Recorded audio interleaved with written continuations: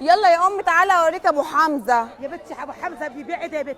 بيبيع اللحمه وعامل عروضات ايه؟ في تعالي يا بنتي يا زيها. سندس نجيب من عند بكام اللحم بيقولوا ب 160,000.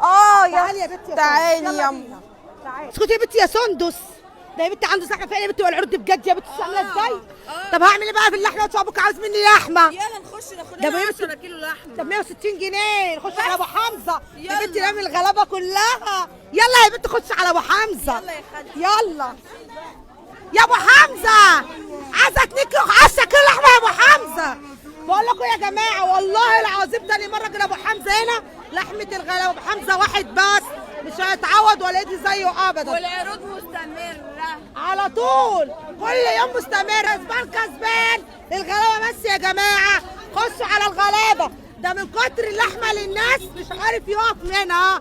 احلى مسا وصباح من المعلمه جمال لابو حمزه. تعالوا عند الغلابه. احلى سلام على عيونكم.